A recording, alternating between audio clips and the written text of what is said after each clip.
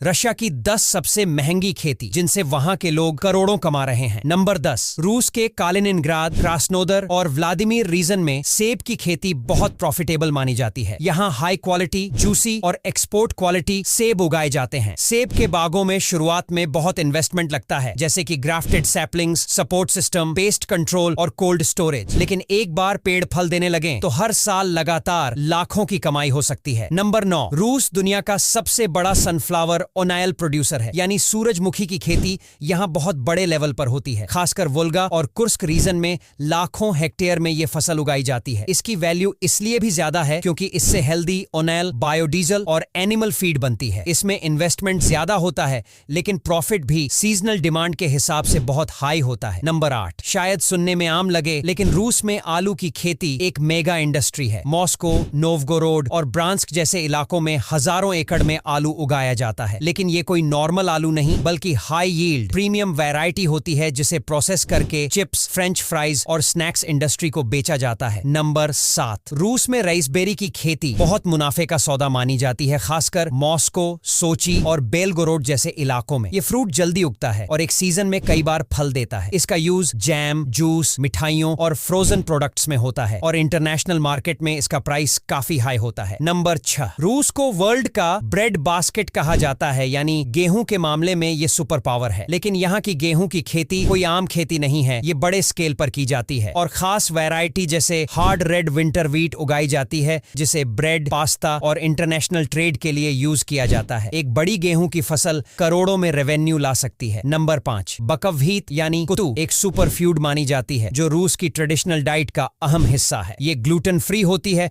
और health conscious लोग इसे बहुत पसंद करते हैं। रूस में खासकर अल्ताई और स्मोलेंस्क इलाकों में इसकी बड़े स्केल पर खेती होती है। इसकी डिमांड सिर्फ लोकल ही नहीं बल्कि इंटरनेशनल मार्केट में भी है। नंबर 4, अब बात करते हैं ब्लैक कैवियार फार्मिंग की, जो थोड़ी अलग है। ये मछली की फार्मिंग है लेकिन इतनी महंगी कि इसे खेती की दुनिया का ब्लैक डायमंड कहा जाता है। रूस में खासकर वोल्गा नदी के आसपास इसकी फार्मिंग की जाती है। इसमें हाई सिक्योरिटी, साफ पानी, कंट्रोल्ड टेम्परेचर और सालों की मेहनत लगती है। लेकिन 1 किलो ब्लैक कैवियार की कीमत लाखों रुपए होती है। नंबर 3, रूस में ठंड बहुत ज्यादा होती है, इसलिए ग्रीन हाउस में सब्जियां उगाने का चलन बढ़ता जा रहा है। टमाटर, खीरा, बेल पेपर जैसी सब्जियां ग्रीन हाउस टेक्नोलॉजी से उगाई जाती हैं, जिससे मौसम का असर नहीं होता और क्वालिटी भी प्रीमियम मिलती है। इसमें इन्वेस्टमेंट ज्यादा होता है लेकिन सब्जियों की कीमत मार्केट में हाई रहती है। नंबर 2, जैसे अमेरिका में जिनसेंग की डिमांड है वैसे ही रूस में भी अब इसकी खेती शुरू हो चुकी है, खासकर सुदूर पूर्वी इलाकों में। जिनसेंग एक हर्ब है जिसका यूज मेडिसिन और एनर्जी ड्रिंक्स में होता है। 1 किलो ड्राई जिनसेंग की कीमत हजारों डॉलर तक पहुंच सकती है। नंबर 1, फ्लैक्स यानी अलसी एक